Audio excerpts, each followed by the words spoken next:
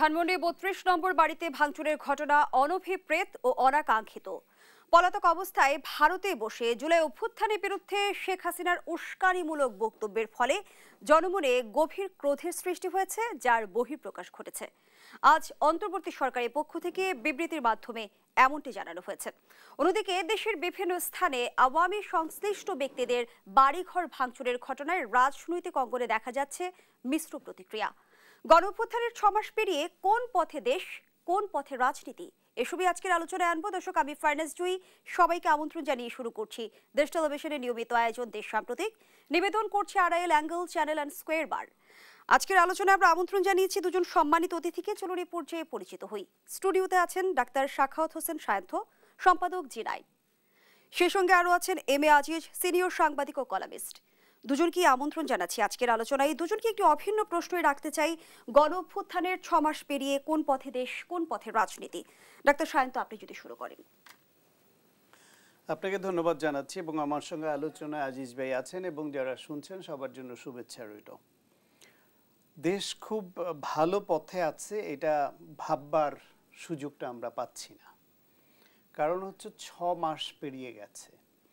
৬ মাসে এদেশে গণহত্যাকারীদের বিচার, গণহত্যাকারী এবং ১৬ বছর ধরে গুম খুন, হত্যা হামলা, টাকা লুণ্ঠনকারীদের গ্রেপ্তার, এই বিষয়ের যে অগ্রগতি জাতি প্রত্যাশা করেছিল, এমনকি এই গণহত্যার সময় গণহত্যার পক্ষে সংগ্রাম করতে গিয়ে যারা আহত হয়েছে, নিহত হয়েছে, তাদের যে দাবি, তাদের চিকিৎসা এবং খুনিদের বিচার, এই সব বিষয়ে অগ্রগতি খুব সামান্য।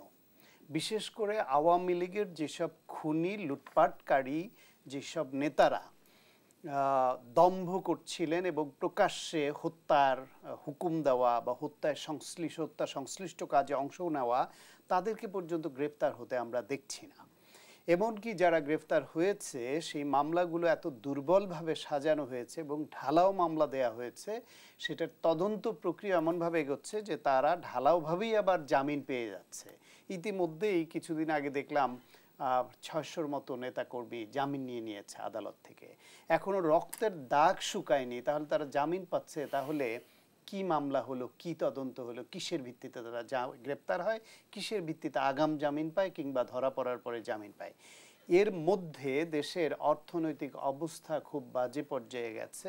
সামনে রোজা, এই মুহূর্তে ভবিষ্যতে দ্রব্যমূল্য কোন পর্যায়ে যাবে, মানুষের স্বস্তি এবং শান্তি কোন পর্যায়ে আসবে, আইন শৃঙ্খলা পরিস্থিতি কোথাও, এগুলো নিয়ে উৎকণ্ঠা তৈরি হয়েছে।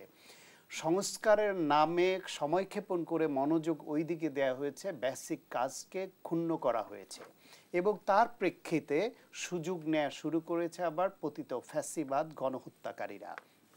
এই যে গতকাল যে ঘটনা ঘটল, শেখ হাসিনা বাংলাদেশে গণহত্যাকারী, খুনি।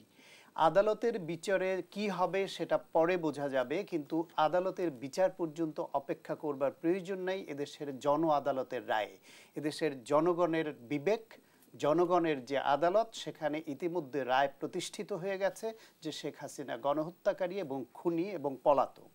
সেইখানে পার্শ্ববর্তী একটা দেশ যারা বাংলাদেশে শেখ হাসিনাকে ১৬ বছর ধরে বৃত্তের মতো ব্যবহার করেছে, তাদের স্বার্থ উদ্ধার করবার জন্য পালিয়ে যাওয়ার পরেও সেই ভারত তাদের স্বার্থেই শেখ হাসিনাকে দিয়ে সুযোগ করে দিচ্ছে নানান রকম উস্কানিমূলক বক্তব্য দেওয়ার। এই ভদ্র মহিলার আগে তার বক্তব্য শুনে শুনে এত বিরক্ত হতাম যে এক পর্যায়ে তার কথা শোনা প্রায় ছেড়েই দিয়েছিলাম। জানি উনি কি বলবেন এবং ওনার প্রেস কনফারেন্সে ওনার অনুগত সাংবাদিকরা কি প্রশ্ন করবেন এবং কি জবাব দেবেন, এগুলা বলার আগে আমরা বলে দিতে পারতাম যে আজকের বক্তব্য নিয়ে এসব বলবেন। ৬ মাস পরে এসে শেখ হাসিনার এই উস্কানিমূলক বক্তব্যের পেছনে কোনো ষড়যন্ত্র দেখেন কিনা? ঠিক ৬ মাস পরে এসে কালকে উনি যে বক্তব্য দিয়েছেন, ঠিক আগের ধারাবাহিকতায় সে একই রকম ঔদ্ধত্য, একই রকমের সেই খুনি মানসিকতা নিয়ে করেছেন এবং একই রকমের প্রতিশোধ পরায়ণ হয়ে তিনি যে গণঅভ্যুত্থানের যে শক্তি, শহীদ, আহত, তাদেরকে যেভাবে তিনি মানে অপমান অপদস্থ করে কথা বলেছেন এবং হুমকি দিয়েছেন যে আল্লাহ তাকে বাঁচিয়ে রেখেছে কিছু বাকি কাজ করবার জন্য। সে বাকি কাজের তিনি যে বক্তব্য দিয়েছেন ইঙ্গিতে স্পষ্ট যে ডক্টর মোহাম্মদ ইউনূস সে মাস্টারমাইন্ড দিয়ে খুব পরিকল্পিতভাবে ক্ষমতা দখল করবার জন্য ক্ষমতার লোভে এ খুন করেছে, সুতরাং তিনি এসে বিচার করবেন। তার এই বক্তব্য আহত করেছে মানুষকে, এবং তার ফলে কালকে ৩২ নম্বর আগে ভাঙচুর হয়েছে, অগ্নিসংযোগ হয়েছে, তারপরও 6 মাস ধরে কেউ ওখানে আর যায়নি। যেভাবেই দেখেন ওইটা একটা আমাদের ইতিহাসের অংশ ছিল, সেটা কালকে গুড়িয়ে দিয়েছে। এটা শেখ হাসিনা তাদের উপর, তার বাবার নামকে শেখ হাসিনা ডুবিয়েছে 16 বছর ফ্যাসিবাদী কায়দায় শাসন চালিয়ে। এখন বাবার শেষ চিহ্নটাকে নিশ্চিহ্ন করবার জন্য শেখ হাসিনাই আবার সেই ব্যবস্থায় হাঁটলেন। তিনি পালিয়েছেন, তার নেতারা পালিয়েছে, আত্মগোপনে আছে, কিন্তু তাদের যেসব নেতাকর্মী এখনো বাংলাদেশে আছে তাদেরকে আবারও ভার্নারেবল করে তুলছে শেখ হাসিনা। এবং আওয়ামী লীগের উচিত তাদের স্বার্থে ভবিষ্যতে যদি রাজনীতি করতে চায়, আদালত কর্তৃক বা কোনোভাবে যদি এই দলটি নিষিদ্ধ না হয় এবং রাজনীতি করবার সুযোগ পায়, তাহলে এই দলটি তাদের রাজনীতির স্বার্থে, তাদের ভবিষ্যতের স্বার্থে উচিত শেখ হাসিনাকে বয়কট করা। না হলে এইরকম বাজে কথা বলা একজন এইরকম গণহত্যাকারী খুনি তিনি বলবেন, আর বাংলাদেশে তার কর্মীদেরকে এবং তাদের সম্পদ ভার্নারেবল হবে, উস্কানি দিয়ে মব তৈরি হবে, এই কাজটা শেখ হাসিনা করছেন। এবং এর পিছনে ষড়যন্ত্র থাকা অস্বাভাবিক নয়, এই জন্য দেশ খানিকটা স্থিতিশীলতার দিকে আসছে।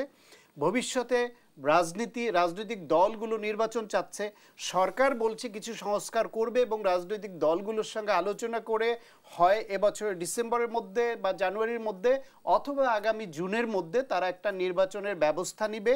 সেই আলোচনা ২৬ সালের জুনের মধ্যে, সেই আলোচনা যখন এগিয়ে যাচ্ছে, সেই সময় শেখ হাসিনা ভারতে বসে এইরকমভাবে বক্তব্য দেওয়া, বক্তব্যের পরে নানান মহল থেকে এইরকম বুলডোজার মিছিল নিয়েই আক্রমণের ঘোষণা দেওয়া এবং এইভাবে নির্বিঘ্নে বিভিন্ন জায়গায় এরকম আক্রমণ করতে পারা, এই ক্ষেত্রে কোনো হিডেন এজেন্ডা আছে কিনা, ইন্ডিয়ার এজেন্ডা আছে কিনা, এবং ইন্ডিয়ার এজেন্ডা মোতাবেক শেখ হাসিনা না হলে এই বক্তব্য তো দিত না। সেই অনুসারে বাংলাদেশের যে রিয়াকশন এবং তাতে বিশেষ বিশেষ বাহিনীর যে তৎপরতা, এইসব নিয়ে জনমনের সন্দেহ তৈরি হচ্ছে। সরকারের উচিত হবে দ্রুত এই সন্দেহ দূর করে দেশকে আইন শৃঙ্খলা রক্ষার মাধ্যমে আবার স্থিতিশীলতার দিকে নিয়ে গণতান্ত্রিক পদ্ধতিতে নির্বাচনের মাধ্যমে ক্ষমতা হস্তান্তরের দিকে এগিয়ে যাওয়া। জনাব এম এ আজিজ, আমরা যেমনটি দেখলাম শেখ হাসিনার উস্কানিমূলক বক্তব্য বনাম উত্তপ্ত রাজনৈতিক পরিস্থিতি, যেমনটার একটা সায়ন্ত সুস্পষ্টভাবে বলছিল যে শেখ হাসিনা উস্কানি দিয়ে মব তৈরি করছে, সেই ক্ষেত্রে শেখ হাসিনাকে অনেকাংশে সফল। ধন্যবাদ আপনাকে। সফল না, ব্যর্থ হয়েছে। তার আগামী সপ্তাহে মোদির সাথে ট্রাম্পের বৈঠক আছে। নির্বাচন হওয়ার পরে, অর্থাৎ আমেরিকার নির্বাচন হওয়ার পরে, ট্রাম্প জেতার পরে ধরে নিয়েছিল মোদি বন্ধু। আপনি দেখেন 10 তারিখে নূর হোসেন দিবসেও কিন্তু শেখ হাসিনা বলেছিল যে তোমরা ট্রাম্পের ছবি নিয়ে মিছিল করো। ছাত্র জনতা সবাই মিলে আপনারা এটা প্রতিহত করেছে। আমি এর আগেও বেশ কয়েকবার আমি বলেছি যে যেহেতু নির্বাচন সামনে মনে করা হচ্ছে, রাজনৈতিক দলগুলি, ছাত্ররা একে অপরের সমালোচনা কিছু কিছু করছিল। আমি কিন্তু বলেছিলাম যে ফেসিবাদের বিরুদ্ধে কিন্তু সবাই ঐক্যবদ্ধ আছে, কারণ ফেসিবাদ উকি ঝুঁকি মারলেই কিন্তু সবাই ঐক্যবদ্ধ হবে। এখন ধরেন শেখ হাসিনা ভারতে আছে, আপনি খেয়াল করেন পার্লামেন্টারি পার্টির সিদ্ধান্তে আপনার শেখ হাসিনাকে আশ্রয় দেওয়া হয়েছে। আমাদের দেশের সরকার কিন্তু তাকে অলরেডি ফেরত চেয়েছে, যেহেতু বন্দি বিনিময় চুক্তি আছে তার প্রেক্ষিতে ফেরত চেয়েছে, উত্তর দেয় নাই। পাসপোর্ট বাতিল করেছে শেখ হাসিনার, পাসপোর্ট কিন্তু তারা রিনিউ করেছে। কতটা উদ্ধত্ত! অর্থাৎ আমাদের সাথে ভারত সম্পর্ক রক্ষা করতে চায়, এটা আমার কাছে মনে হয় না। কারণ ভারত বেসামাল হয়ে গেছে। এই জন্যেই সর্বশেষ শেখ হাসিনা কিন্তু ট্রানজিটের নামে কিন্তু করিডোর চুক্তি করেছিল। এই করিডোরটা কিন্তু আর পাওয়ার সম্ভাবনা নেই। তার 7 সেক্টরের জন্য করিডোরটা খুবই জরুরি ছিল।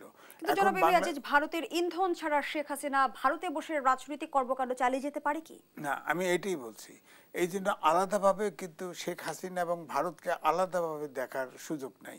আমি এই জন্যই উদাহরণগুলি দিলাম যে ভারত যা কিছু করেছে, তার যে ধরেন প্রায় 30টার মতো চুক্তি সমঝোতা স্বাক্ষর করেছে ভারতের পক্ষে সবগুলি, এগুলো যদি তারা মনে করছে যে এই শেখ হাসিনা ছাড়া তাদের এই চুক্তিগুলি বাস্তবায়ন হবে না এবং তাদের বাংলাদেশকে অনুগত রাখতে পারবে না। আপনি দেখেন দক্ষিণ এশিয়া নয়, এশিয়ার ভিতরে কোনো দেশের সাথে ভারতের ভালো সম্পর্ক নাই। কারণ ছাত্র জীবনে স্লোগান দিয়েছি, ভারতীয় সম্প্রসারণবাদ ধ্বংস হোক নির্বাণ যাক। মালদ্বীপের মতো দেশের সাথেও সম্পর্ক ভালো রাখতে পারে নাই। বাংলাদেশে 18 কোটি লোক মুক্তিযুদ্ধ করে স্বাধীন হয়েছে। এখানে বিশ্বায়নের যুগে কোনো দেশকে ছোট করে ভাবা কিন্তু উচিত নয়। ভারত বহু চেষ্টা করেছে, ধরেন ভিসা নীতি বাতিল করা। এখন কিন্তু অলরেডি বাংলাদেশের লোকজন কিন্তু ভিন্ন ভিন্ন ডেস্টিনেশন খুঁজে নিয়েছে। ধরেন চিকিৎসার জন্য ভারতে যেত, এখন যায় ব্যাংককে, থাইল্যান্ডে। আগে গার্মেন্টসের 80% তুলা কিন্তু ভারত থেকে আমদানি হতো, এটা অনেকেই আলোচনা আনে নাই। এখন কিন্তু সাউথ আফ্রিকার থেকে তুলা আসে, মালয়েশিয়ার ওয়ার হাউস করেছে, সব মালয়েশিয়ার থেকে নিয়ে আসে। ট্যুরিস্ট যায় না, ট্যুরিস্ট যায় আগে থাইল্যান্ড, মালয়েশিয়া ইত্যাদি ইত্যাদি। সুতরাং এখন তো ওখানেই প্রতিবাদ উঠছে। তার ভিতরেও শেখ হাসিনাকে এই দেশে আবার নতুন করে ফেরানোর জন্য তার কোনো অন্ত নাই।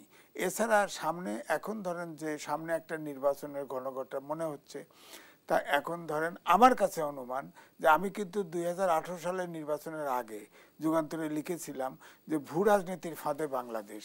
আমার মনে হয় সেইটা আবার জেগে উঠেছে। এখন পাকিস্তানকে সক্রিয়, ভারত তো আছেই, চীনও কিন্তু আমাদের সাথে সম্পর্ক রাখছে। আমরা গতকালের ঘটনা যেমনটি দেখেছি যে আন্তর্জাতিক অনেক গণমাধ্যমেই কিন্তু উঠে এসেছে ভাঙচুরের ঘটনা। আর সেই জায়গা থেকে দেশকে অস্থিতিশীল করে বহির্বিশ্বে বাংলাদেশের ভাবমূর্তি ক্ষুণ্ণ করার চেষ্টাই কি করছে কিনা না, এটা ভারত তো করছেই। যে এখন বললাম না, সামনের সপ্তাহে ট্রাম্পের সাথে তার সম্পর্ক আছে, সে বৈঠক হবে, সেখানে হয়তো উপস্থাপন তো বাংলাদেশ করবে যে বাংলাদেশের এই অবস্থা। কিন্তু আমি কিন্তু অন্যভাবে দেখি। দেখেন, 6 মাস এই সরকার ক্ষমতায় আসে, রাষ্ট্র পরিচালনার কোনো একটা সেক্টর নিয়ন্ত্রণে আনতে পারে নাই। এখন যে এই ভাঙচুরটা হলো, এটা তো 6 মাস পরে এ দেশের তো যদি আইনের শাসন, সুশাসন, আইন শৃঙ্খলা বাহিনীর যদি স্ট্রিমলাইন করতে পারতো, তাহলে তো এটা তাদের চেক দেওয়া উচিত ছিল। এই সরকারের ব্যর্থতা। সরকার উল্টা বলছে যে আপনার জনগণের রোষ, তাদের উস্কানির কারণে জনগণের রোষ দমানোর জন্য তো সরকার আছে, করে নাই কেন? আমি তো বলি যে সরকারের ভিতরেও সরকার আছে। কারণ এই যে বহির্বিশ্বের যেসব উস্কানি, আমার তো মনে হচ্ছে যে দেশটা অনেক আগে ফখরুল ইসলাম আলমগীর বলেছিল প্রায় 3 মাস আগে যে আমরা বিরাজনীতিকরণ চাই না, আমরা -2 চাই না, আমরা গণতন্ত্র চাই। আমার কাছে মনে হচ্ছে দেশ এখন ওই দিকে, ওই রাস্তায় হাঁটছে। এবং ইউনূস সরকারের ভিতরে সরকার আছে, তারা এই চক্রান্তের সাথে ভারতের সাথে লিপ্ত আছে। এবং এই জন্যে আমি বলবো, ধরেন এই যে ভাঙচুর হয়েছে, কি বিকল্প ছিল এর বাইরে বলেন? যদি ধরেন আওয়ামী লীগ তো আপনার ধরেন নেতারা চলে গেছে। কিন্তু জনাব এম এ আজিজ, আমরা ধানমন্ডি 32 নম্বরে ভাঙচুর সহ দেশের বিভিন্ন স্থানে আওয়ামী লীগ সংশ্লিষ্ট ব্যক্তিদের বাড়িঘর ভাঙচুরের ঘটনায় কিন্তু রাজনৈতিক দলগুলোর মাঝে এক ধরনের মিশ্র প্রতিক্রিয়া লক্ষ্য করছি। সেই আলোচনায় ফিরবো, একটা বিরতির সময় হয়েছে। দর্শক, দেশ সম্প্রতিক রিপোর্টে একটা বিরতি নিচ্ছি, সাথেই থাকুন। বিরতির পর আবারও আমন্ত্রণ জানাচ্ছি, আপনারা দেখছেন দেশ টেলিভিশনের নিয়মিত আয়োজন দেশ সাম্প্রতিক। নিবেদন করছে Arail angle channel and square বার। আমরা আবারও ফিরছি আলোচনায়। জনাব এম এ আজিজ, যে আলোচনায় আমরা ছিলাম, ধানমন্ডি 32 নম্বর বাড়িতে ভাঙচুরের ঘটনা এবং দেশের বিভিন্ন স্থানে আওয়ামী লীগ সংশ্লিষ্ট ব্যক্তিদের বাড়িঘর ভাঙচুরের ঘটনায় আমরা রাজনৈতিক মহলে এক ধরনের মিশ্র প্রতিক্রিয়া দেখতে পাচ্ছি। আমি যদি কয়েকটি মন্তব্য তুলে ধরি, গড়ার সময় এসেছে, ভাঙার রাজনীতি থেকে সরে আসার আহ্বান জানিয়েছে উপদেষ্টা মাহফুজ আলম। জামায়াতে ইসলামী বলছে রাজনৈতিক উত্তেজনাকে রাজনীতির মাধ্যমে সমাধান করা উচিত, কোনো অবস্থাতেই আইন শৃঙ্খলার অবনতি হওয়া কাম্য নয় বলে মত দলটির। ধানমন্ডি 32-এর ঘটনায় সরকারের ভূমিকা কি জানতে চান বিএনপি নেতা হাফিজউদ্দিন আহমদ। দেশ ভালো দিকে যাচ্ছে না, শঙ্কা বিএনপি নেতাদের, কি বলবেন? না, দেখেন, হিটলার তার যে পতন হয়, তার দল কি আছে? মুসলিনি পতন হয়, তার কি আছে? বিশ্বে যত ফ্যাসিস্ট স্বৈরাচারের পতন হয়, তাদের দল থাকে না, তারা আর পরবর্তী রিটার্ন আসে না। কিন্তু আমাদের দেশে এই ভারতের কারণে, ভারতের প্ররোচনায় আমাদের দেশে কিন্তু ফ্যাসিস্ট সরকার ফিরে আসার চিন্তা করছে। তো এখন যেটা হচ্ছে, আমার বক্তব্য হচ্ছে যে ধরেন এই ভাঙচুর, এটা অনাকাঙ্ক্ষিত। অবশ্যই গণতান্ত্রিক দেশে এরকম ভাঙচুর হওয়া উচিত না, রাজনীতি দিয়ে রাজনীতিকে মোকাবেলা করা উচিত। ধরেন এটার বিকল্প কি ছিল? মিছিল করা। এখন আওয়ামী লীগের তো রন্ধ্রে রন্ধ্রে সাপোর্টার আছে, আপনি যদি মিছিল মিটিং করতেন তাহলে তো এও তো হতে পারতো, দেশটা সংঘাতের দিকে চলে যেত। এছাড়া এই ধরেন স্থাপনাগুলি ভাঙতেছে, এর ভিতরে সীমাবদ্ধ আছে। এতে করে আপনি খেয়াল করে দেখেন, লিফলেট বিতরণ, ওখানে ফোঁস করা, ওখানে প্রতি বিপ্লব। আপনি এটাকে অভ্যুত্থানের প্রতিবিপ্লব মনে করেন না কেন, তাহলে তো সমাধান। কারণ হচ্ছে আওয়ামী লীগকে আসলে টাচ করা হয় নাই, শুধুমাত্র ক্ষমতার থেকে চলে গেছে, তারা পালায় গেছে গ্রেপ্তারের ভয়ে, তাদেরকে তো কোনো বাতিলও করা হয় না, কিছু করা হয় না। আওয়ামী লীগের ষড়যন্ত্র কিংবা অপতৎপরতা থামবে না, যেমন সালাউদ্দিন বিএনপির আজকেই বলছেন যে বিএনপি তো সরকার খালি দ্বিচারিতা করছে, যে আওয়ামী লীগকে ইলেকশন করতে দিবে না, আওয়ামী লীগকে এই করবে না, আওয়ামী লীগকে সেই করবে না। তাহলে কোর্টের মাধ্যমে ব্যবস্থা করতে পারে তো সেটা তো করছে না। অর্থাৎ এই শেখ হাসিনা বা আওয়ামী লীগ নিয়েও এই জন্যই বলছি যে অন্তর্বর্তীকালীন সরকারের ভিতরে সরকার আছে, তারাও খেলা করতেছে দেশটাকে অশান্ত করে এই দেশটাকে অন্য কারো হাতে তুলে দেওয়া। এমন অভিযোগ কিন্তু বিএনপি নেতা সালাউদ্দিন আহমেদ করেছেন। অন্তর্বর্তী সরকারের উপদেষ্টা পরিষদে শেখ হাসিনা দোসররা রয়েছেন, বিএনপি থেকে বলার পরও তাদের বাদ দেওয়া হয়নি।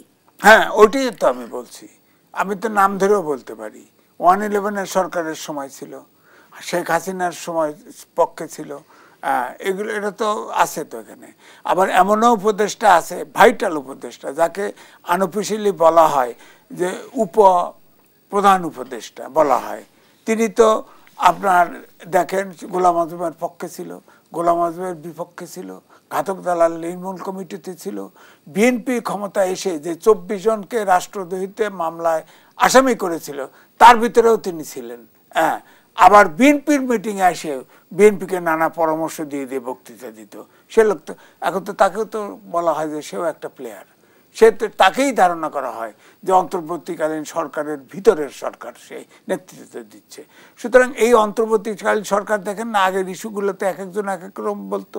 এই সরকারটা নিউ এজে সাক্ষাৎকার দেওয়ার সময় ইউনূস সাহেব বলছেন যে আমি তো এগুলো বুঝি না, শিখছি। তা আপনার উপদেষ্টারা ওরাও শিখছে। তো এটা তো ট্রেনিং, সরকার চালানো তো ট্রেনিং কারখানা, ইনস্টিটিউট না। সরকার চালাতে পারলে চালাবে, না চালাতে পারলে ছেড়ে দিবে, বিকল্প লোক দেশ চালাবে। দেশটা তো খেলা না। শেখ হাসিনা যেগুলি করতেছে, তার যদি দেশের প্রতি মমত্ববোধ হতো, তার যদি সে বাংলাদেশি হতো, আপনি খেয়াল করে দেখেন তার ফ্যামিলির কেউ আপনার কোনো বাংলাদেশের সাথে আত্মীয়তা করতে পারে নাই, মানসিকভাবে তো তারা বাংলাদেশি না। তো তাহলে কি এরকম উস্কানি দিত, দেশটাকে এরকম বিপদে ফেলতো?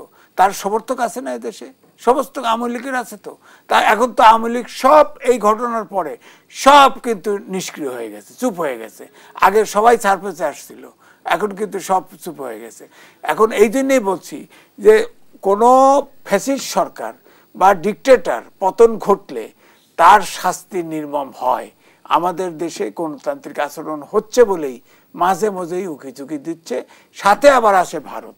সুতরাং আমি এই জন্যই বলছি মেসেজটা ভারতকেও দিতে হবে যে বিশ্বায়নের যুগে মালদ্বীপও একটা শক্তি, তাদের কাছে প্রমাণ করেছে। বাংলাদেশ মুক্তিযুদ্ধ করে স্বাধীন হয়েছে, 18 কোটির জনগণ। হ্যাঁ, আমাদের ভারতের সাথে বন্ধুত্ব দরকার আছে। ভারত আমাদের 4/3 সীমানা বেষ্টিত। আপনি বলছেন ভারতের সাথে আমাদের বন্ধুত্ব দরকার আছে, ভারত সেই প্রয়োজনটা অনুভব করছে কিনা, আসলে যদি বলি যে প্রতিবেশীর মতো আচরণ করছে কিনা, আর সেই আলোচনায় ফিরব তৃতীয় অংশে। ধন্যবাদ জানাচ্ছি জনাব M A Aziz, doctor Sayanta. যেমনটি আমরা প্রথম থেকে শুনে এসেছি যে আওয়ামী লীগ নিষিদ্ধের বিষয়ে বিএনপির বিরোধিতার কারণে নিষিদ্ধ করা যাচ্ছে না, সরকার থেকে এমন কথা বলা হয়েছে, ছাত্ররা এমন অভিযোগ করেছে। গতকাল যেমনটি বিএনপি নেতা সালাউদ্দিন আহমেদ বললেন, আওয়ামী লীগ নামে বাংলাদেশে কেউ রাজনীতি করতে পারবে না, গণহত্যার বিচারে এই সংগঠন নিষিদ্ধ করতে হবে। তিনি আর অভিযোগ করেছেন আওয়ামী লীগের বিষয়ে দ্বিচারিতা করছে সরকার। এবার কি সরকার আসলে প্রক্রিয়ার মধ্য দিয়ে আওয়ামী লীগকে নিষিদ্ধ করতে পারবে? সেটা একটা আলোচনার বিষয়। বিএনপি কোনো সময় ক্লিয়ার কাট আওয়ামী লীগ নিষিদ্ধের ব্যাপারে বিরোধিতা করেনি, তারা প্রক্রিয়ার বিরোধিতা করেছে। যে কিছু লোক চাইলো আর একটি অন্তর্বর্তীকালীন সরকার কাগজের খোঁচায় একটা রাজনৈতিক দলকে নিষিদ্ধ করে দিল, এই প্রক্রিয়াটার বিরুদ্ধে তারা বলেছে যে এইভাবে এটা হওয়া উচিত নয়। এটা আদালতের মাধ্যমে হতে পারে, এটা আদালত থেকে নির্দেশনা আসতে পারে। বিএনপি মহাসচিবের পক্ষ থেকে আমরা শুনেছি যে কোন দল রাজনৈতিক দল নিষিদ্ধের পক্ষে বিএনপি নয়। হ্যাঁ, সেইভাবে আদালত থেকে আসতে পারে, নির্বাচন কমিশন থেকে সুপারিশ আসতে পারে। এমনকি জাতীয় সংসদ গঠিত হলে সংসদে নিষিদ্ধর বিষয় আসতে পারে। সুতরাং এইটা একটা প্রক্রিয়ার মাধ্যমে হওয়া উচিত। শুধুমাত্র কিছু লোক দাবি তুলল আর সরকার নির্বাহী আদেশে একটা দল, রাজনৈতিক দলকে নিষিদ্ধ করে দিল, সেইটার বিরোধিতা বিএনপি করেছে। কিন্তু শেখ হাসিনা কালকে যেটা করলো, আমার মনে হয় সে বিএনপির এই অবস্থানটাকেও তারা দুর্বল করে দিল ইন দ্যাট সেন্স যে এখন যে আওয়ামী লীগকে নিষিদ্ধ করার দাবি আবার নতুন করে সামনে আসবে। কারণ শেখ হাসিনা কালকে যেই বক্তব্য দিয়েছেন তাতে এটা স্পষ্ট যে একটু হুমকি যে আওয়ামী লীগ কোনোদিন যদি তারা রাজনীতি করে এবং দেশের ক্ষমতায় ফিরতে পারে তাহলে এই গণ অভ্যুত্থানের সঙ্গে জড়িতদের কঠিন বিচারের মুখোমুখি হতে হবে। ফলে যারা এখন এর সঙ্গে যুক্ত ছিল সেই হাজার হাজার লাখ লাখ মানুষ, তারা তো আরও আতঙ্কগ্রস্ত হবে যে দেশের জন্য, মানুষের জন্য, গণতন্ত্রের জন্য, মানবাধিকারের জন্য ফ্যাসিবাদকে তাড়াতে গিয়ে আমরা ঝুঁকি নিলাম, আমাদের ভাইরা জীবন দিল, আমরা আহত হলাম, আমরা আসলাম, আর সেই শেখ হাসিনা এসে আমাদের আবার বিচারের মুখোমুখি করবে সেই হুমকি এখন দিচ্ছে, আর তার দল রাজনীতি করবে, এটা তো হতে পারে না। এই কথার জবাব দেওয়ার মতো আর কোনো ন্যায়সঙ্গত অবস্থান কোনো রাজনৈতিক দল রাখতে পারবে কিনা আমার সন্দেহ আছে। ফলে শেখ হাসিনা, দেখেন সিরিয়ায় কি হয়েছে, সিরিয়ায় বাশারের পতনের পরে বাশারের সঙ্গে এমনকি তার বাবার কবরের মাটি তুলে উপড়ে ফেলে দিয়েছে। বাংলাদেশে তো শেখ হাসিনা তার বাবার নাম ভাঙিয়ে, ঠিক বাশার আল আসাদ তার বাবা হাফিজের নাম ভাঙিয়ে দীর্ঘদিন ক্ষমতায় থেকে সে 53 বছর ধরে তারা যেইভাবে করেছে, বাংলাদেশেও শেখ হাসিনা সেই পদ্ধতিতেই সেইভাবেই দেশকে নিয়ে গেছে। কিন্তু পতনের পরে বাংলাদেশের মানুষ সিরিয়ায় যা ঘটেছে তার শিকিয়ানাও করে নাই। সেইখানে এই ভঙ্গুর অবস্থা থেকে কোথায় উঠে আসছে আওয়ামী লীগের বিচার প্রক্রিয়া, এটা চলতেই হবে। শেখ হাসিনার গণহত্যার দায়ে, খুনের দায়ে বিচার হতেই হবে, তার সাঙ্গপাঙ্গদের বিচার হতেই হবে। কিন্তু তারা নিরাপদে পালিয়ে থেকে সেই বক্তব্য দিয়ে তার দলের সাধারণ কর্মী যারা এখানে যারা অপরাধে যুক্ত ছিল না তাদেরকে পর্যন্ত ভালনারেবল করে দিল, বিপদগ্রস্ত করে দিল। ফলে এই লোকগুলো এখন নতুন করে ভাববে যে আওয়ামী লীগের বা শেখ হাসিনার ডাকে তাদের এইভাবে নামা উচিত হবে কিনা। তাতে করে সে আবার একটা নিজের পায়ে নিজে কুঠারাঘাত করলো। আর আরেকটা হচ্ছে যে বাংলাদেশের রাজনীতিতে যে সুস্থ ধারা ফিরে আসার যে চেষ্টাটা, আইন শৃঙ্খলা রক্ষা করার যে চেষ্টাটা চলছিল, সেখানে নতুন করে দ্বন্দ্ব সন্দেহ তৈরি হলো। যে কথা আগেও বলছিলাম যে বাংলাদেশে একটা আইন শৃঙ্খলা রক্ষা করে জনমনের স্বস্তি দিয়ে একটা নির্বাচন দিয়ে নির্বাচিত প্রতিনিধিদের হাতে ক্ষমতা হস্তান্তরের প্রক্রিয়া যেতেই হবে। আমরা বারবারই আশঙ্কা দেখছি। আমি সে আলোচনায় ফিরবো, আবারও বিরতির সময় হয়েছে। দর্শক, দেশ প্রতিক্রিয়া পর্যায়ে আবারও বিরতিতে যাচ্ছি, সাথেই থাকুন। বিরতির পর আবারও আমন্ত্রণ জানাচ্ছি, আপনারা দেখছেন দেশ প্রতীক, নিবেদন করছি আড়াইল অ্যাঙ্গেল চ্যানেলের স্কোয়ার বার। আমরা আবারও ফিরছি আলোচকদের কাছে। ডাক্তার সায়ন্ত, সংস্কারের কথা বলে ষড়যন্ত্র হচ্ছে কিনা দেখতে হবে, সংস্কার দেখাইতে হলে দেশে সমস্যা বাড়বে, এমনটি বলেছেন বিএনপি ভারপ্রাপ্ত চেয়ারম্যান তারেক রহমান। অন্যদিকে জামায়াত ইসলামের নায়েবে আমির বলেছেন নির্বাচন নিয়ে ধূম্রজাল সৃষ্টি হচ্ছে, অনির্বাচিত সরকার কখনোই জনগণের সরকার নয়, নির্বাচনকে বিলম্ব করার চেষ্টা দেশ বিরোধী ও 5 আগস্টের চেতনা বিরোধী। রাজনৈতিক অঙ্গন থেকে আমরা দেখছি সংস্কার কিংবা নির্বাচন ইস্যুতে এখনো ধোঁয়াশা কাটছে না, কেন? ধোঁয়াশা কাটছে না এই বিষয়ে রাজনৈতিক দলগুলোর মধ্যেও মতভিন্নতা ছিল, ছাত্রদের সঙ্গে রাজনৈতিক দলগুলোর মতভিন্নতা ছিল, এবং সরকার ছাত্রদের দ্বারা বেশি ড্রাইভেন হচ্ছিল, মানে সেই সব বিবেচনায়। কিন্তু এখন দেশ যেদিকে যাচ্ছে, এই যে একটা সাম্প্রদায়িক দাঙ্গা বাঁধানোর চেষ্টা হয়েছিল চিটাগাং কেন্দ্রিক, সেখানে কিন্তু দলমত নির্বিশেষে ফ্যাসিবাদ বিরোধী সকল শক্তির ঐক্যের মাধ্যমে সেটাকে ঠেকানো গেছে। এখন যে নতুন যে ষড়যন্ত্রের গন্ধ বাতাসে আমরা পাচ্ছি, এইখান থেকেও দেশকে রক্ষা করতে হইলে এই সরকারের এখন রাজনৈতিক দলগুলোর সঙ্গে ইমিডিয়েটলি বসা দরকার। সেনাবাহিনীর এখনও ম্যাজিস্ট্রেসি পাওয়ার আছে, সেনাবাহিনীকে মাঠে রেখে আইন শৃঙ্খলা রক্ষা করা দরকার, এবং রাজনৈতিক দলগুলোর সঙ্গে আলোচনা করে দ্রুত নির্বাচনের প্রক্রিয়ার দিকে যাওয়া দরকার। এবং নির্বাচনী আবহ তৈরি হলে এইসব বিশৃঙ্খলা অনেকখানি কমে আসবে, কারণ রাজনৈতিক দলগুলো, ছাত্ররাও নতুন সংগঠন করছে, এরা সবাই রাজনৈতিক প্রক্রিয়ার মধ্যে, নির্বাচনী প্রক্রিয়ার মধ্যে ঢুকে যাবে। পাশাপাশি আওয়ামী লীগ বাংলাদেশের রাজনীতিতে অপ্রাসঙ্গিক হয়ে গেছে 5 আগস্টের পরে। তাদের পুনর্বাসনের কোনো চেষ্টা কোনো পক্ষেরই করা উচিত নয়। এবং কালকে শেখ হাসিনা আবারও প্রমাণ করেছে যে কুকুরের লেজ আসলে সহজে সোজা হয় না। সহজে কি, অসম্ভব, সোজাই হয় না। এ কুকুরের লেজ সোজা হবে না, তাদেরকে এই লেজ কেটে ফেলতে হবে। সুতরাং আওয়ামী লীগ নিষিদ্ধর দাবি হোক, আওয়ামী লীগকে বিচারের মাধ্যমে রাজনীতি থেকে বিতাড়ন করা হোক, খুনিদের বিচার হোক, যে প্রক্রিয়ায় আপনি যান, আওয়ামী লীগের জন্য বাংলাদেশের রাজনীতি হারাম হয়ে গেছে। সেটা যতটুকুই শিথিলতা, যতটুকুই সফট কর্নার তাদের প্রতি কারো কারো ছিল, কালকে শেখ হাসিনার বক্তব্যের মাধ্যমে এবং তাদের যে অ্যাগ্রেসিভ আচরণ কেউ কেউ করেছে তার মাধ্যমে সেটাকে অসার প্রমাণিত করেছে। আওয়ামী লীগ তাদের রাজনীতিকে কালকে শেখ হাসিনা আবারও একেবারেই ভার্নারেবল করে ফেললো। সুতরাং বাংলাদেশকে এগোতে হলে, গণ অভ্যুত্থানের স্পিরিটকে ধরে রাখতে হলে এবং বাংলাদেশকে আওয়ামী লীগের এই যে গণহত্যার যে জিঘাংসা, যে আকাঙ্ক্ষা, সেটা থেকে মুক্ত রাখতে হলে আওয়ামী লীগের রাজনীতি বাংলাদেশে চলবে না, সেটা চলতে দেয়া যাবে না। এই পরিস্থিতিটা আবার প্রমাণ করেছে শেখ হাসিনা। সুতরাং একদিকে আওয়ামী লীগকে ওইভাবে রাজনীতি থেকে বাইরে রাখতেই হবে, এর কোনো বিকল্প নাই। পৃথিবীর, যেটা আজিজ ভাই বলছিলেন, কোনো দেশে বিপ্লবের মাধ্যমে, গণ অভ্যুত্থানের মাধ্যমে এইভাবে পরাজিত কোনো গণহত্যাকারীরা রাজনীতিতে ফিরতে পারে না। আমরা গণতন্ত্রের কথা বলছি যাদের সাথে, এতদিন যাদের সাথে বলেছি, কতটা চ্যালেঞ্জিং, যেখানে বাংলাদেশের জার্সি বদলের প্রচলন আছে, যেখানে বাংলাদেশে অনুপ্রবেশের নজির আছে।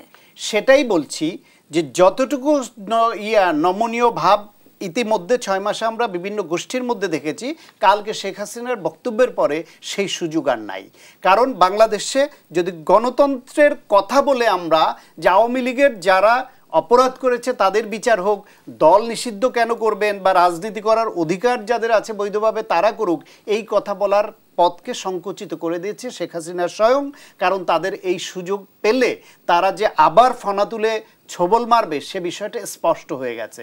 সুতরাং গণহত্যার পরে পরাজিত শক্তি তারা ওই নাম নিয়ে রাজনীতি দেশে করতে পারবে, এই আশাটা তাদের আরও ক্ষীণ হয়ে গেছে কালকের পর থেকে। ফলে যারা যারা গণতন্ত্রের কথা আমরা যারা বলছিলাম এতদিন ধরে, যে সেই স্বার্থে আওয়ামী লীগের পক্ষের যারা অপরাধ করেনি তাদের পক্ষে আমরা সফট কথা বলছিলাম, তাদেরকেও সেই কথা বলার পথটা রুদ্ধ করে দিল শেখ হাসিনা নিজেই।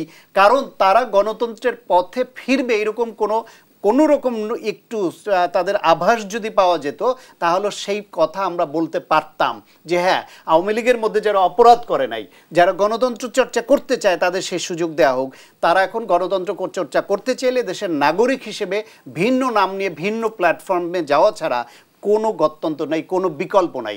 শেখ হাসিনা যতদিন এই দলের নেতৃত্বে থেকে এইরকম কার্যক্রম চালাবে, যতদিন তারা ইন্ডিয়ার খপ্পরে থাকবে, যতদিন বাংলাদেশে বিভিন্ন বাহিনীতে থাকা তাদের অনুগত লেসপেন্সারদের ব্যবহার করে এইভাবে রাষ্ট্রকে অস্থিতিশীল করবার মতো কার্যক্রম চালিয়ে যাবে, ততদিন তাদের প্রতি বাংলাদেশের মানুষের মনোভাব কঠোর থেকে কঠোর হবে। এবং তাদের যেসব সাধারণ কর্মীরা কেউ কেউ লিফলেট বিতরণ শুরু করেছিল, কালকের ঘটনার পরে লিফলেট বিতরণ তো দূরের কথা, ওই নাম উচ্চারণ করলে তারা যে বিপদে পড়বে সেটা আমরা চাই না। ধন্যবাদ জানাচ্ছি জনাব এম এ আজিজ। যেমনটি আমরা দেখছি সাম্প্রতিক সময় আলোচনা চলছে যে আওয়ামী লীগ নামে কেউ রাজনীতি করতে পারবে না, কিন্তু সেখানেই আমার প্রশ্ন, ভিন্ন নামে ভিন্ন প্ল্যাটফর্মে যদি আওয়ামী দোসররা রাজনীতি করে তাদের চরিত্র বদলাবে কি? না, দেখেন, আওয়ামী লীগ নামে করবে না। এখন আওয়ামী লীগের যারা মূল নেতা তাদের তো আমরা চেহারাও চিনি, এবং তারা পালিয়ে গেছে, এবং তারা সবাই অপরাধী, বিচার তো হবে। এখন যদি বিচার, আপনি রিমান্ডের আসামি 6টা খুনের আসামি, তাকে যদি একদিনে বেল দিয়ে দেন, তাহলে কি সরকারের ভিতরে সরকার নাই? কিভাবে সম্ভব? পৃথিবীতে এমন নজির দেখাতে পারবেন যে আপনি তো অ্যাডভোকেট, একটা হিয়ারিংয়ে একটা রিমান্ডের লোক 6টা খুনের আসামি এক হিয়ারিংয়ে বেল হয়ে যায়? তো এদের সরকার চলবে কিভাবে বলেন আপনি? আমি দেখলাম যে সামনে রোজা, এবং ইতিমধ্যে রোজার যে ডিমান্ড তার 80% আপনার পণ্য আমদানি করা হয়ে গেছে, বলা হয়েছে। এবারে কোনো ক্রাইসিস হবে না। সরকারের মাঝে কোনো সমন্বয়হীনতা দেখেন কি? অবশ্যই অবশ্যই আছে। আপনার তো, আমি তো জানি কেমনে 6 খুনের আসামি, রিমান্ডে থাকা আসামি কেমনে বেল পাইছে, জানি তো। এটা তো বিচারক জামিন দেয় না। এখনো বলা হচ্ছে যে আইন শৃঙ্খলা পরিস্থিতি স্বাভাবিক হয়নি কিংবা দ্রব্যমূল্য নিয়ন্ত্রণে আসেনি। না, দ্রব্যমূল্য ওইটাই তো বললাম যে বাজার ব্যবস্থাপনাটাই তো জানে না, বাজার ব্যবস্থাপনাটাই তো জানে না। যেমন সব ইম্পোর্ট করছে, পণ্য শহরে আছে, এটা বিক্রি করতে পারতেছে না। আপনি দেখেন সয়াবিন তেল উধাও, আবার একটা খুনের আসামিকে আইনে আপনার কমার্স মিনিস্টার বানাইলো, সে কয় আমাদের হাতে কি আলাউদ্দিনের চেরাগ আছে, তো তার সাথে সাথে পরের দিনই বাদ দিয়ে দেওয়া উচিত। সম্প্রতি অর্থ উপদেষ্টা কিন্তু এক সাক্ষাৎকারে বলেছে যে এখনো সিন্ডিকেট নিয়ন্ত্রণ করছে 3টি পক্ষ। না, 3টি পক্ষ নিয়ন্ত্রণ করছে, তাদের ধরার জন্য সরকার। আপনি আছেন কে? না ধরতে পারলে আপনি বলেন যে এরা সবাই 3 পক্ষ আছে, 4 পক্ষ আছে, আমরা এটা পারতেছি না, আপনারা আসেন, বিরোধী সব সরকারি দলকে বলুক। আপনি ধরেন এই যে সংস্কারের প্রশ্ন উঠছে, শুরু থেকে এ পর্যন্ত সংস্কার একমাত্র ইউনূস সরকার নিজেরাই প্র্যাকটিস করতেছে। এখানে রাজনৈতিক দলের সাথে তুমুল গ্যাপ, কোনো আন্তরিক কোনো। কিন্তু রাজনৈতিক দলগুলো থেকে সেই প্রশ্নই আসছে যে সংস্কারের নামে কোনো ষড়যন্ত্র হচ্ছে কিনা। সংস্কারের নামে ষড়যন্ত্র, সংস্কারের নামে ডিলে করা হচ্ছে, দেশটা চলছে না। ডিসেম্বরে যে নির্বাচন দিবে, ডিসেম্বর পর্যন্ত এই দেশ যদি এইভাবে চলে, তো দেশ তো ফেল স্টেটে পরিণত হবে। এটা কে তুলবে? ইলেকশন দিলেও তো কোনো রাজনৈতিক দল এই দেশকে স্ট্রিমলাইনে আনতে কঠিন হয়ে যাবে, ফেল স্টেট হয়ে গেলে। তো এটা তো দেশ তো ফেল। আইন শৃঙ্খলা বাহিনী কাজ করছে না, বিচার বিভাগ কাজ করছে না, বললাম তো, উদাহরণ দিলাম তো। এই সরকার আসার সাথে সাথে প্রথমে আপনি খেয়াল করে দেখেন যত শীর্ষ সন্ত্রাসী সব রিলিজ করে দিছে, তারা এখন হাওয়া নাই, দেশে আইন শৃঙ্খলা পরিস্থিতি নড়বড়ে হয়ে গেছে। পিচ্ছি হান্নান, পিচ্ছি হাল্লাল, এইসব পিচ্ছি সব ছাড়িয়ে দিছে, প্রথমেই ছাড়িয়ে দিছে। অথচ রাজনৈতিক দলের নেতাদের খবর ছিল না, এগুলো একদিকে আমরা দেখছি যে রাজনৈতিক মহলে অস্থিরতা বিরাজ করছে, অন্যদিকে দ্রব্যমূল্যের ঊর্ধ্বগতি। সবকিছু মিলিয়ে যদি আমরা একটু জানতে চাই যে সামনে কোন রাজনৈতিক বাস্তবতা আমাদের জন্য অপেক্ষা করছে? আমাদের জন্য যদি নির্বাচন ইমিডিয়েটলি না দেয়, ইমিডিয়েটলি কোনো সংস্কার পরে দেখা যাবে। বিএনপির 31 দফা যে সংস্কার প্রস্তাব দিয়েছে, সব দলের সাথে আলোচনা করে দিয়েছে, এবং এই 31 দফার বাইরে এখনো কোনো সংস্কার আসতে পারে নাই। হ্যাঁ, শাখা প্রশাখা কিছু আছে, তৈরি করছে, ঠিক আছে, এগুলো যে রাজনৈতিক দল ক্ষমতায় আসবে তারা ইয়ে করবে। যদি তারা আন্তরিক সংস্কার আন্তরিক হতো, বিএনপির 31 দফায় সব দল যুক্ত ছিল, তাদের মতামত নিয়ে করা হয়েছে। তারপরেও আমরা দেখছি ভারপ্রাপ্ত চেয়ারম্যান সবসময় প্রত্যেক দিনই কথা বলে তিনি বলেছেন যে আমরা এই সংস্কারের বাইরেও যদি কোনো সাজেশন আসে অথবা কোনোটা বাদ দিতে হয় তাতেও রাজি। তাহলে এইটাকে বেসলাইন ধরে সংস্কার করলে তাদের সংস্কার হয়ে যেত। জনাব এম এ আজিজ, নানামুখী সংকটের কথা আপনি বলছেন, এরই মধ্যে আমরা দেখছি যে অন্তর্বর্তী সরকারের নিরপেক্ষতা নিয়েও প্রশ্ন আসছে। হ্যাঁ, নিরপেক্ষ না তো। আপনার ডক্টর মোহাম্মদ ইউনূস আপনার ফিনান্সিয়াল টাইমসকে বলেছে তো ছাত্ররা সংগঠন করবে, ছাত্ররা রক্ত দিয়ে যা পেয়েছে এটা তাদেরই রক্ষা করতে হবে। ওনার মাথার ভিতরে ছাত্ররা ক্ষমতা তাকে নিয়োগ দিছে, ছাত্রদের বাইরে কোনো চিন্তা করে না। আপনি চিন্তা করেন এই ভদ্রলোককে আমি কি ভাববো? স্কুল থেকে শুরু করে ইউনিভার্সিটির ছাত্ররা এই আন্দোলনে ছিল, তারা এখন শিক্ষামুখী না, তারা এখন সরকার চালাতে চায়। এই যে 6 বছরের জেনারেশন গ্যাপ, দেশটা কোথায় যাচ্ছে বলেন আপনি? দেশটা কোথায় থাকবে? এই শিক্ষা ব্যবস্থাই তো চলে না, আমিও লিখছি এটাতে, এই শিক্ষা ব্যবস্থাই তো চলে না, কারণ এখন অটোমেশন। ধন্যবাদ জানাচ্ছি জনাব M A Aziz. Doctor Sayanta, এই বিষয়ে দোলাইন যুক্ত করবেন কিনা? আসলে এই সরকারে যাদেরকে উপদেষ্টা নিয়োগ দেয়া হয়েছে তার মধ্যে কিছু কিছু নিয়োগ হয়েছে আবেগে, কিছু নিয়োগ হয়েছে উদ্দেশ্যমূলকভাবে, কিছু নিয়োগ হয়েছে সত্যিকার অর্থে দেশপ্রেমিক এবং ফ্যাসিবাদ বিরোধী দীর্ঘদিনের সংগ্রাম করা। এইভাবে না হয়ে যদি সত্যি সত্যি আবেগ এবং উদ্দেশ্যমূলকের বাইরে গিয়ে সত্যিকার যারা দেশ চালাতে পারবে এমনদের নিয়ে সরকার গঠন হতো, তাহলে আজকে এই অবস্থায় আসতো না। তাদের মধ্যে নানামুখী উদ্দেশ্য ঢুকে গেছে। তারপর হচ্ছে গিয়ে ছাত্ররা অবশ্যই আত্মত্যাগ করেছে এবং তাদের ত্যাগের বিনিময়েই আমরা এই দেশ পেয়েছি। আমি আপনার অনুষ্ঠানে আগে বলেছি, সব জায়গায় বলেছি যে এই ছাত্রদের রক্তের বিনিময়ে আমি জেল থেকে মুক্ত হয়ে এসেছি, নাহলে আজকে আমি জেলে থাকতাম, এখানে আসতে পারতাম না। এই দেশ মুক্ত করেছে তারা, তাদের সঙ্গে ফ্যাসিবাদ বিরোধী সকল রাজনৈতিক শক্তি ছিল।